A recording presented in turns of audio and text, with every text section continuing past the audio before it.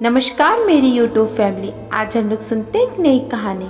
जल्दबाजी में इतना अहम फैसला लेना ठीक नहीं है नेहा। एक बार इत्मीनान और शांत मन से हर पहलू को ध्यान में रखकर विचार कर लो। अभी तुम्हारी उम्र इतनी भी नहीं निकली कि कुएं में कूदने जैसी नौबत आ जाए। सुंदर हो, अच्छी नौकरी है, एक से एक अच्छे लड़के मिल जाएंगे। खिड़की से बाहर रिमझिम फुहार देखकर ननद पर पैनी नजर गड़ाते हुए रश्मि ने कहा, मैंने अच्छी तरह सोच लिया है भाभी। बहुत चिंतन मनन करने के बाद भी ये निर्णय ले रही हूँ। रश्मि की ओर देखे बिना नेहा ने जवाब दिया, लेकिन लोग क्या कहेंगे, समाज क्या कहेगा? और तुम्हारे भैया और बाबूजी भी तो इस रिश्ते से खुश नहीं है। मुझे भी तुम्हारा यह फैसला कतई पसंद नहीं है। कोई भी तो खुश नहीं है। रश्मि ने नेहा को कुदरते हुए कहा, 30 के पार हो चुकी हूँ भाभी। कुछ दिन बाद शायद उम्र शादी के लायक भी नहीं बचेगी। अब तक ना तो आपके सभ्य समाज ने मेरे बारे में सोचा और ना ही भैया बाबूजी ने। मैं अच्छी तरह जानती हूँ भैया बाबूजी को क्या परेशानी है। इस बार थोड़ा तल्ख और व्यंग्यात्मक लहजे में नेहा ने रश्मि की ओर देखते हुए जवाब दिया, लेकिन वो ऑलरेडी शादीशुदा है। पत्नी और 2 बच्चे हैं उसके। एक पत्नी के होते कोई दूसरी शादी कैसे कर सकता है? कानून के हिसाब से भी देखा जाए तो ये सरासर गलत है। और बिना शादी के दूसरी औरत रखने का मतलब जानती हो समाज ऐसी औरत को क्या कहकर पुकारता है? नेहा को काटो तो खून नहीं, वो दिल में लाग गई। उसे समझते देर नहीं लगी कि भाभी उसके बारे में क्या कहना चाह रही हैं। वही जो बाहर की दुनिया के लोग फुसफुसा रहे हैं। वैसे तो शुरू से ही परिवार में भाई को ही तवज्जो दी जाती रही है। माँ की मृत्यु के बाद तो जैसे उसका कोई सहारा ही नहीं रहा। बीमारी के चलते पिता की प्राइवेट नौकरी छूट गई। इकलौता बेटा होने के लाड प्यार में भाई इतना पढ़ा नहीं सका कि कोई ढंग की नौकरी कर ले।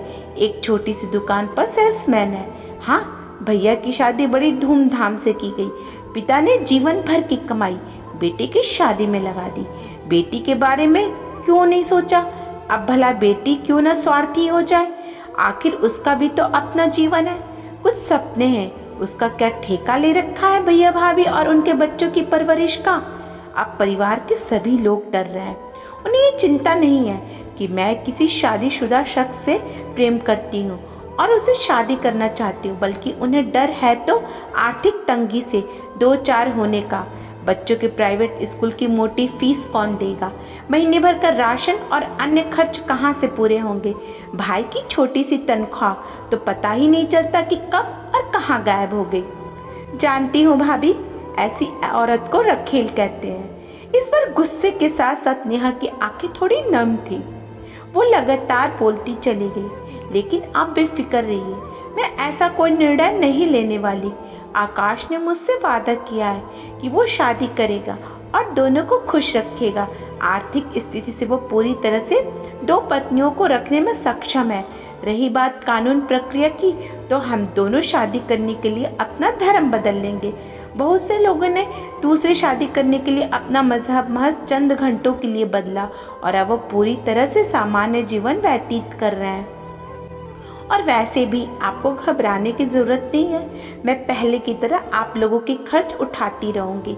इस संबंध में भी मेरी आकाश से बात हो चुकी है, उसे कोई आपत्ति नहीं है। और आकाश की पत्नी और बच्चों का क्या?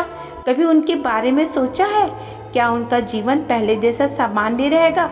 बच्चे अपने पिता को किस नज़र से देखेंगे? आकाश की पत्नी और बच्चों को घोर मानसिक आघात से 2-4 नहीं होना पड़ेगा। इस बार रश्मि भी नेहा की आंखों में आंखें गड़ाकर बोलती चली गई। वैसे तो इस बारे में वो बेचारी खुद ही ज़्यादा सही और सटीक दुखड़ा बता सकी है।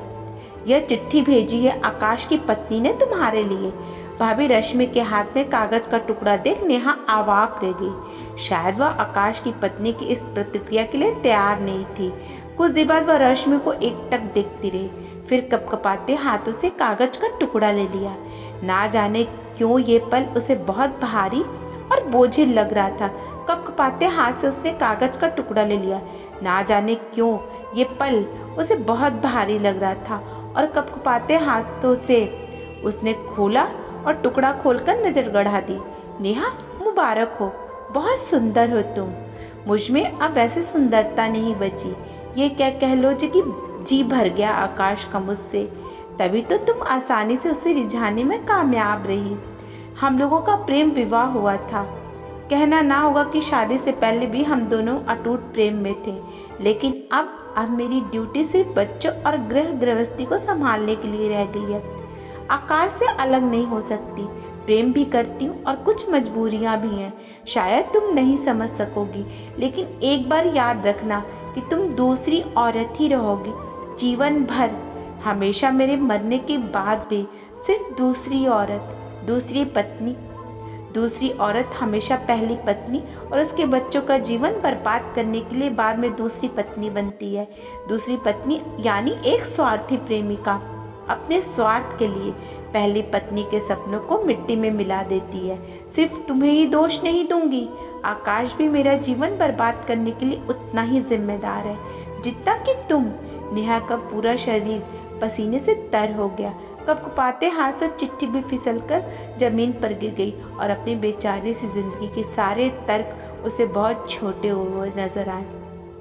उसकी आंखों से अश्रुधारा बह निकली और जमीन पर टपक रहे आंसुओं से चिट्ठी के लिखे शब्द में धूमिल होने लगी। अगर इस कहानी ने आपके दिल को छुआ है तो सभी दोस्तों के साथ शेयर करें और हमारे चैनल को सब्सक्राइब कर लीजिएगा। धन्यवाद।